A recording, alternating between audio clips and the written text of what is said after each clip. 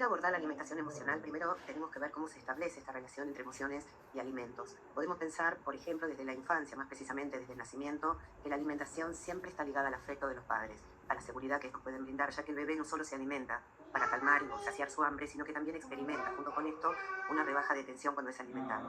También experimenta la voz, el contacto con sus progenitores, y esto forma parte de la asociación entre comer y sentirse protegido o sentirse amado, inclusive. Vale decir que existe como una especie de condicionamiento emocional donde las experiencias tempranas refuerzan esa conexión entre comida y emociones. Por ejemplo, algo que muy frecuentemente hacen los padres con sus hijos es reforzar ciertas conductas asociadas a los alimentos. Si te portas bien, te doy un dulce, o les dan comida cuando lloran o hacen berrinches. Es decir, que estos y otros elementos pueden generar patrones en los que ciertos alimentos se asocian con el bienestar emocional. Vamos a profundizar un poco más en la etapa oral del ciclo vital humano. Para dar cuenta de los procesos que tienen lugar en la etapa oral, tenemos que hacer referencia al concepto de pulsión como concepto clave propuesto por el psicoanálisis. Cuando Freud se refirió a la pulsión como una fuerza interna que impulsa al individuo a actuar para satisfacer una necesidad, la diferenció de lo que son los instintos en la especie animal. ¿Por qué? Porque a diferencia de los instintos que son automáticos y biológicamente programados, las pulsiones tienen un componente psicológico y pueden modificar el objeto de la pulsión, el objeto de satisfacción, a través de la búsqueda de satisfacción, pero en diferentes objetos, como suele pasar a lo largo del desarrollo psicosexual. En la etapa oral, que va desde el nacimiento hasta los 18 meses aproximadamente, la boca sería como la zona erógena privilegiada, rectora, donde el niño encuentra placer, y también a través de la boca es que se produce la exploración del mundo de los objetos. El niño experimenta a través de la succión, la alimentación y también con el contacto oral con objetos, encuentra toda la satisfacción que de alguna manera pone en juego la zona erógena, que es la zona de referencia en esa etapa por la que atraviesa. A nivel evolutivo, esta etapa es clave, dado que le va a permitir al recién nacido desarrollar habilidades para su supervivencia. Por otro lado, también el niño en esta etapa comienza a interactuar con el mundo cuando chupetea, es decir, se lleva cosas a la boca, y en ese chupeteo, que es una de las actividades típicas, como dijimos recién, es donde se comienza a cubrir no solo una necesidad biológica, sino que también se cumple una función en la regulación de las emociones del niño. Por lo tanto, entre todas las que son adquisiciones evolutivas en esta fase, podemos decir que se destaca la principal, que es el desarrollo del apego con la figura materna, y que es lo que de entrada le permite lograr una asociación entre la alimentación con el afecto y la protección que experimenta en el momento de ser alimentado. Y por otro lado, también debemos decir que la actividad de esta etapa es el disparador que le va a permitir al niño iniciar las primeras interacciones con el mundo.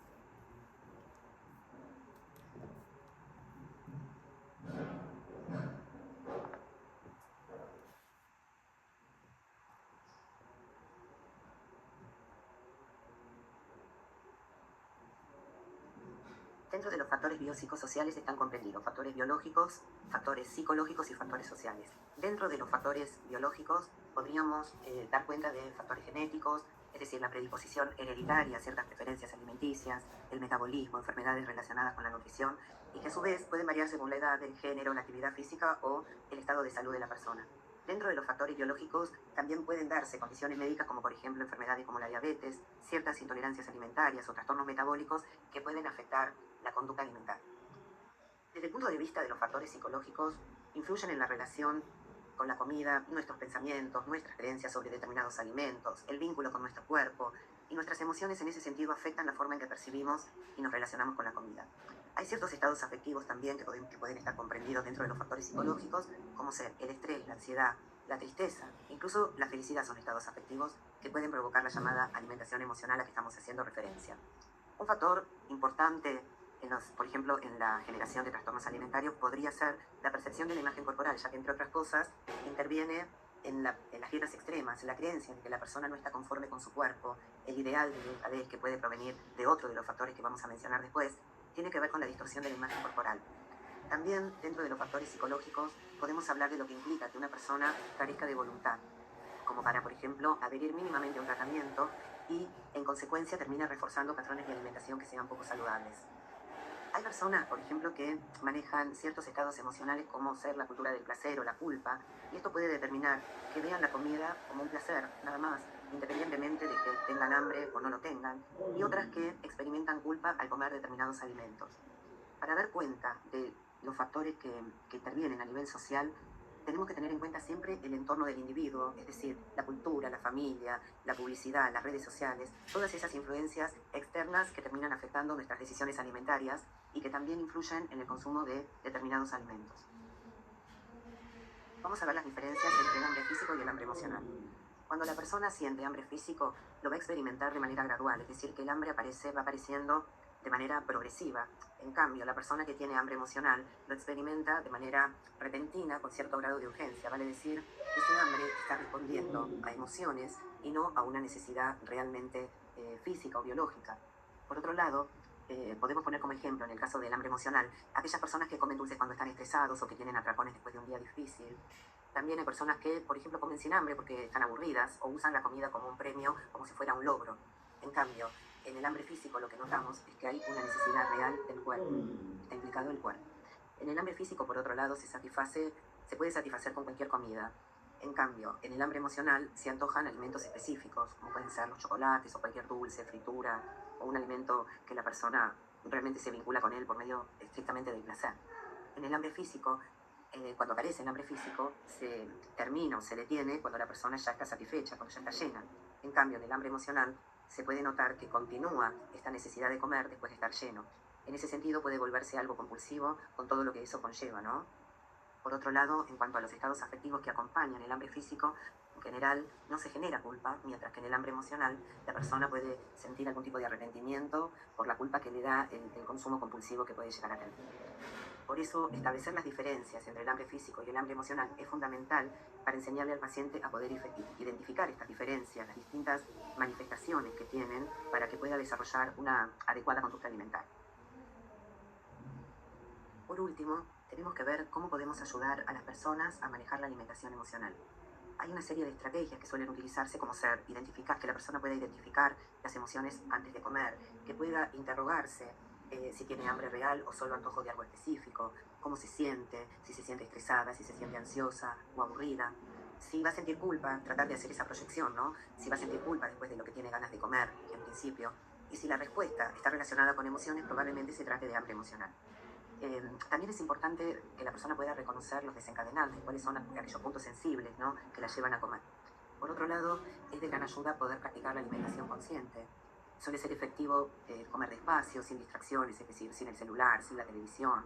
Disfrutar en el presente todos los sabores, las texturas y los olores de los alimentos. Y sobre todo saber detenerse cuando se está satisfecho y no cuando el plato está vacío. Esto ayuda a poder distinguir el hambre real y poder evitar de esta forma los excesos que pueden darse por impulsos emocionales.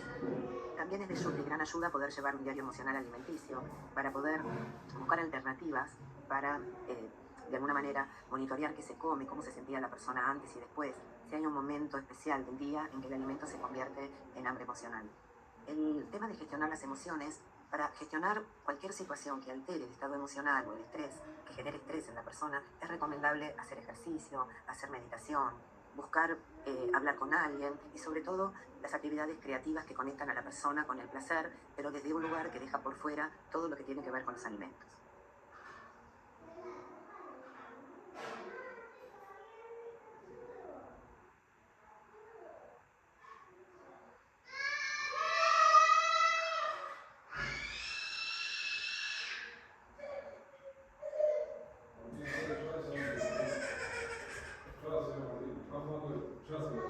Voy a contar hasta 3.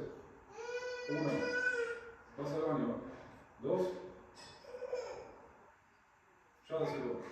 No me moleste, no, la tenía Dante, Martina. ¿Qué la tenía vos? No, ¿qué vos? Si vos estás allá. Dante está jugando. Ya se lo das. Ya se lo das. 1. 2. Ya se lo das a Dante. A Dante hazlo.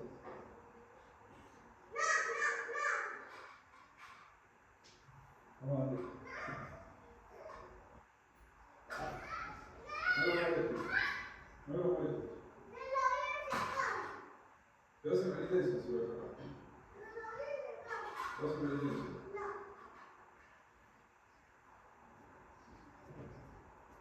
Ojo con lo que haces. Te estoy mirando. Te estoy mirando, No lo molestes. No lo molestes. Vamos a matar un juguete.